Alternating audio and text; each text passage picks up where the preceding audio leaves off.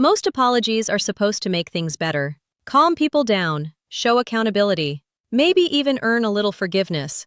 But sometimes, saying, "I'm sorry," does the exact opposite.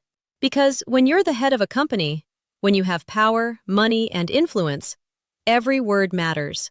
And one poorly chosen sentence can turn a bad situation into a full-blown disaster, especially when that apology feels tone-deaf, self-centered, or completely detached from the people who were actually hurt. In these moments, it's not always the mistake that angers people the most. It's the response.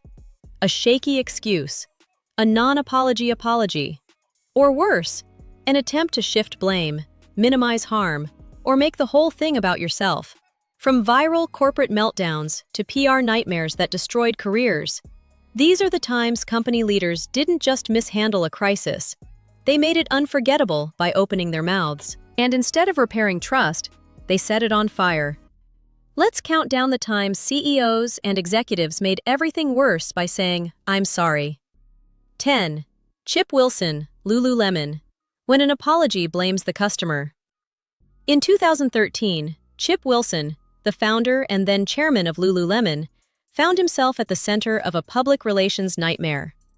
The company had already taken a major hit after recalling a large batch of its popular yoga pants because they were embarrassingly see-through. For a brand built on premium pricing and quality, the damage was serious, but still manageable. Then Wilson made it worse. During a Bloomberg interview addressing complaints about the leggings' pilling and sheerness, Wilson suggested that the issue wasn't the product, it was the customers.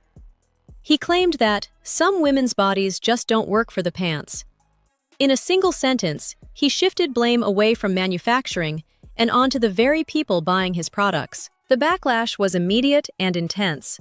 Consumers interpreted the remark as fat-shaming and elitist, reinforcing the idea that Lululemon catered only to a narrow, wealthy, and thin demographic. Social media erupted. Loyal customers felt insulted. Critics accused Wilson of promoting unrealistic and exclusionary beauty standards. Facing mounting outrage, Wilson released an apology video on Facebook. But instead of acknowledging the harm done to customers, he focused on something else entirely: the employees. He expressed sadness that they had to deal with the fallout of his comments. Missing from the apology was a direct acknowledgement of the customers he alienated, or a clear admission of wrongdoing. To many viewers, it didn't feel like accountability. It felt like deflection. The apology came across as corporate, distant, and carefully worded, more concerned with internal optics than public trust. Rather than calming the situation, it reinforced the perception that Wilson didn't truly understand why people were upset. Within a month, Wilson stepped down as chairman. While Lululemon eventually recovered as a brand, this moment became a textbook example of how not to apologize. The original comment was damaging, but the apology failed because it didn't center the people who were hurt. It showed that in leadership, empathy isn't optional. Number 9. Braden Wallach, hypersocial. When a layoff became a self-portrait. In 2022, Braden Wallach, the CEO of marketing startup Hypersocial, demonstrated how even good intentions can completely miss the mark. After laying off employees due to business struggles, Wallach took to LinkedIn, not with a carefully considered statement, but with a selfie. The photo showed him crying. Alongside it, he wrote a long, emotional post, describing how painful the decision was for him. He spoke about wishing he were more focused on money instead of people, and framed the layoffs as a personal, emotional burden. The internet reacted instantly and harshly. To many, the post felt deeply inappropriate. The employees who had just lost their jobs were now expected to sympathize with the CEO, who still had his salary, platform, and stability. Critics argued that layoffs are, unfortunately, part of leadership, and turning them into a public display of personal anguish shifted focus away from those actually harmed. The biggest issue wasn't emotion. It was perspective. Wallach didn't clearly explain the business decisions that led to the layoffs. He didn't center the affected workers. Instead, the post read like a plea for validation, asking the public to reassure him during a moment when others were facing unemployment, uncertainty, and financial stress. While some defended his honesty, saying leaders should be allowed to show emotion, the overwhelming response was negative. The phrase, "Don't make it about you," echoed across comment sections and news coverage. Wallach later acknowledged that the post came from good intentions and admitted it may not have landed the way he hoped. But by then, the damage was done.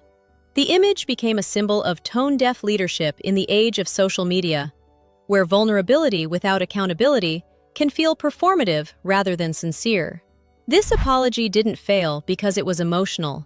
It failed because it centered the wrong person. Number 8. Ying Liu, Kite Baby. When an apology felt scripted, not human. When Ying Liu, the CEO of baby clothing brand Kite Baby, became the focus of online backlash, the irony was hard to miss.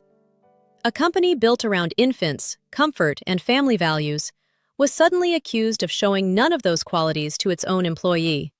The controversy began when Marissa Hughes, a Kite Baby employee, shared her story publicly. Hughes had recently adopted a premature baby who required extended hospitalization. Kite Baby's policy offered just 2 weeks of paid maternity leave. Knowing her son would be in the hospital far longer, Hughes requested permission to work remotely so she could remain by his side. The request was denied. When Hughes didn't return to work after her leave ended, she was fired. Once her story went viral, the backlash was swift and emotional. Parents posted videos throwing away Kite Baby products. Customers pledged boycotts. Critics accused the company of hypocrisy, pointing out that a baby-focused brand should understand parental emergencies better than most. Liu responded by posting an apology video on TikTok. But instead of calming the outrage, it inflamed it. The video appeared heavily scripted, stiff, and emotionally detached. Liu spoke about reviewing HR policies and preventing future harm, but viewers felt something was missing: genuine empathy. The apology sounded corporate, the kind issued by legal teams, not people. Comments flooded in, accusing Liu of being insincere, robotic, and disconnected. Some questioned whether the video had been rehearsed or coached. Others said it felt like damage control rather than accountability. Within hours, Liu released a second apology, this time unscripted. In the follow-up video, her tone was noticeably different. She acknowledged her short-sightedness and admitted that she failed to consider the human impact of her decision. While some viewers appreciated the second attempt, others felt it came too late. The damage to the brand's image had already been done. What made this apology so uncomfortable wasn't just the firing, it was the contrast.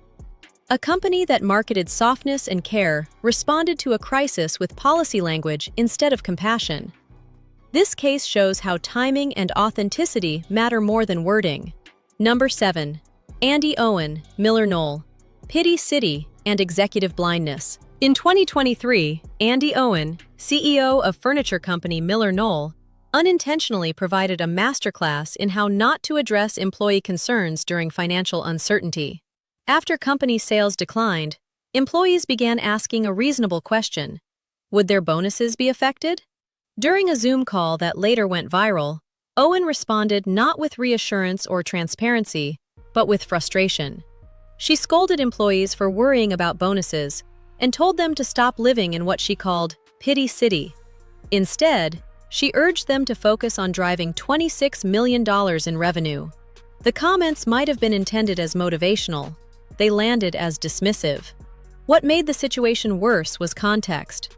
Many Miller-Knoll sales employees earned well under 6 figures. Meanwhile, Owen reportedly earned around $5 million annually. The optics were brutal. A multi-millionaire executive lecturing workers about mindset while dismissing their concerns over compensation. Public reaction was swift.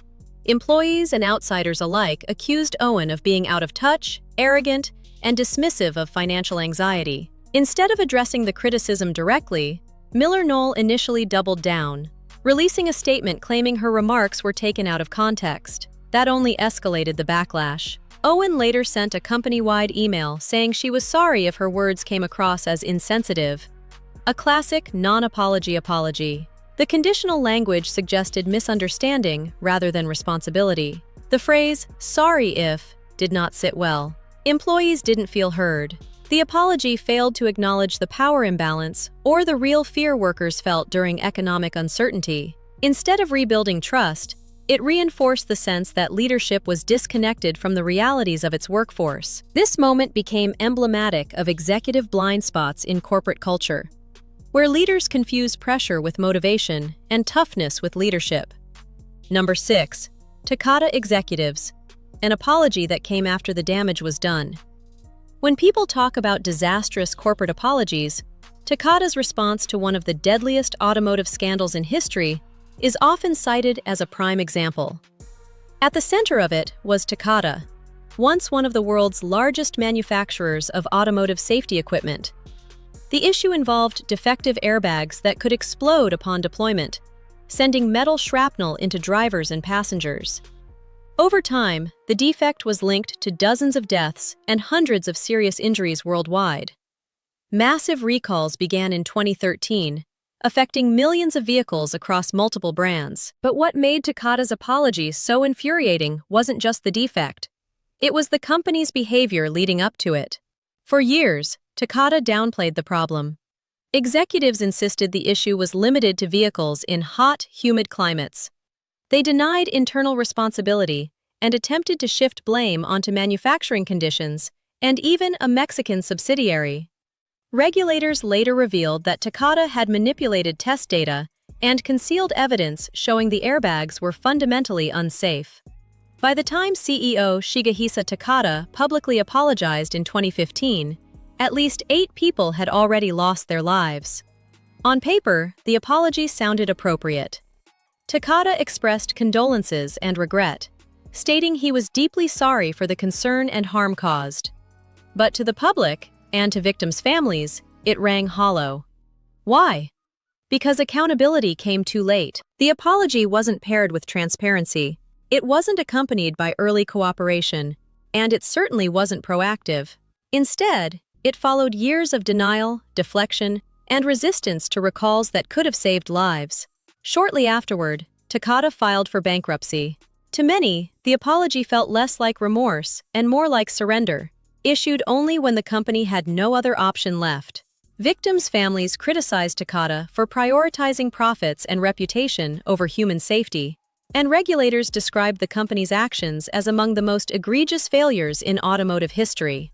Takata's apology failed because words cannot undo years of avoidance. In crises involving loss of life, timing matters just as much as tone. An apology delivered after irreversible harm isn't healing. It's an admission that responsibility was delayed until consequences became unavoidable. Number 5. John Schnatter, Papa John's. When sorry turns into a grudge. At first glance, John Schnatter seemed to do everything right. In 2018, the Papa John's founder issued a public apology after it was revealed that he used a racial slur during a conference call meant to train him on avoiding controversial language. The revelation led to immediate fallout. Schnatter resigned as chairman, his image was removed from company branding, and major partners cut ties. His apology was brief and direct.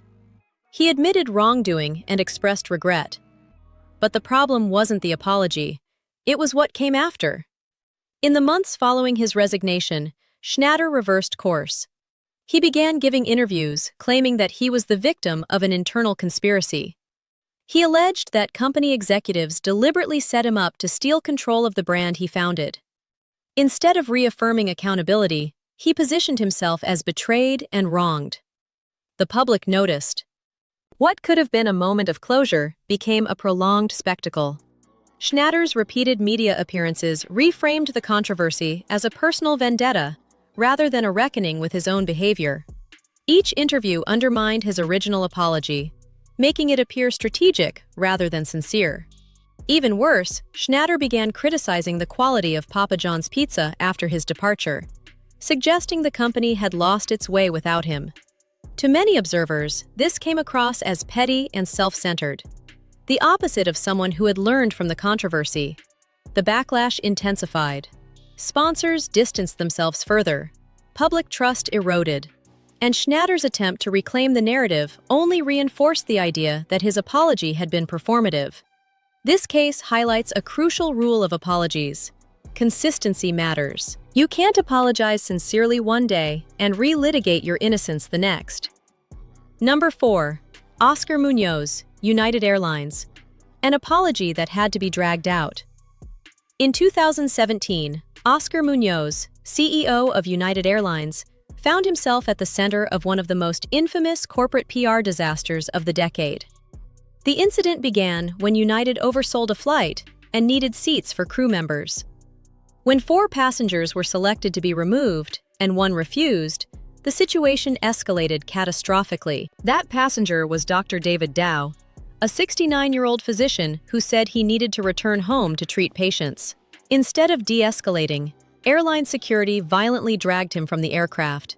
Videos of Dow being slammed into an armrest, bloodied, and pulled down the aisle spread across social media within hours. Public outrage was immediate and global. Munoz's first response made everything worse.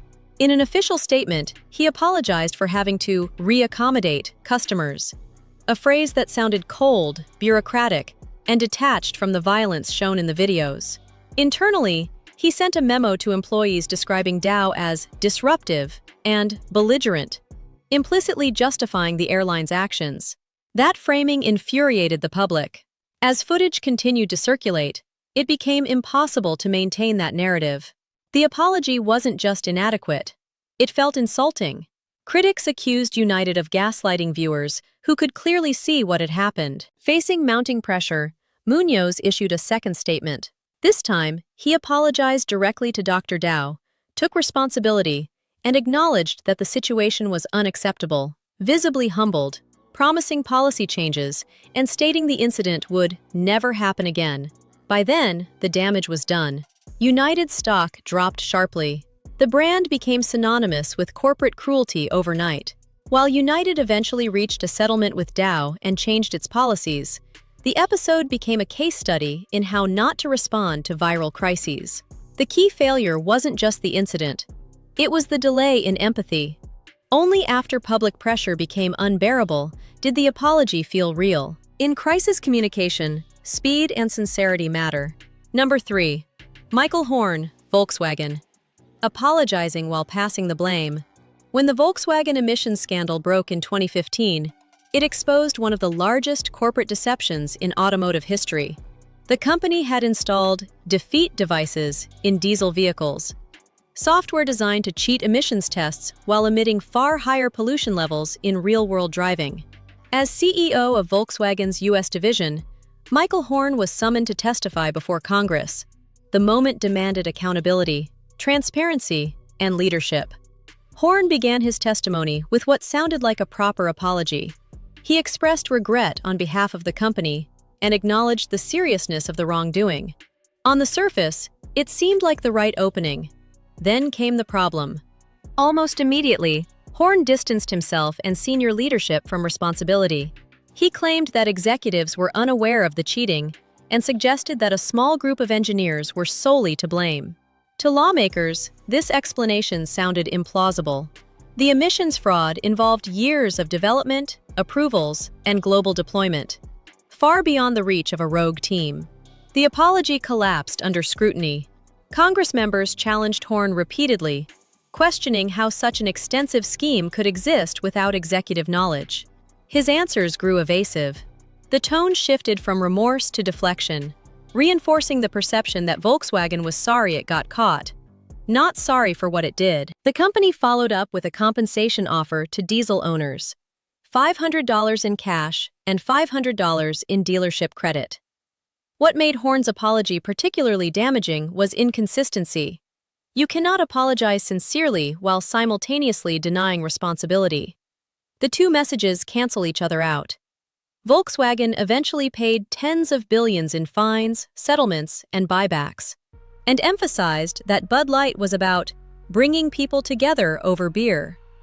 There was no apology to Mulvaney, no acknowledgement of the abuse she endured, no clear defense of the campaign. To critics on both sides, the message felt like abandonment. Progressive audiences saw the statement as cowardly, a refusal to stand by a partner when controversy arose. Conservative critics, meanwhile, felt it didn't go far enough. The apology satisfied no one because it wasn't really an apology at all. Most damaging was the silence that followed. Mulvaney later revealed that Bud Light never contacted her again. No public support. No private reassurance. The brand simply moved on, leaving her to absorb the backlash alone. From a PR standpoint, Whitworth's response was a classic case of trying to neutralize controversy by minimizing it. But in doing so, he reframed the issue as an inconvenience rather than a human crisis. Employees, distributors, and customers were left confused about where the company actually stood. The lesson here is stark. When leadership tries to erase a controversy instead of addressing it, the absence of values becomes the story.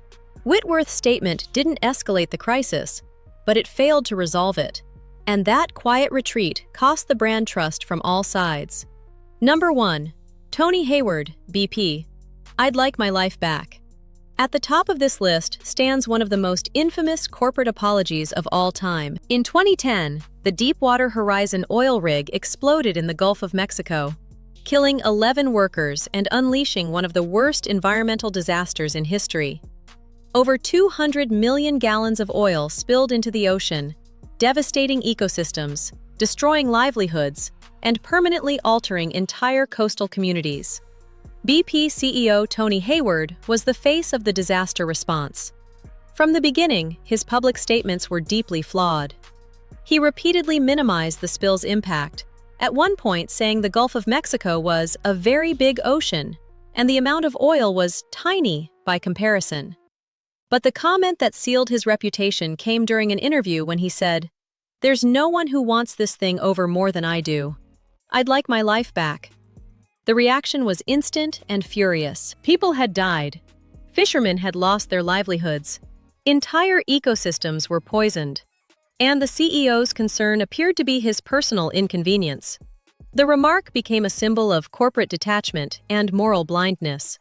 Hayward later issued a formal apology, expressing sorrow to those affected and outlining BP's cleanup efforts.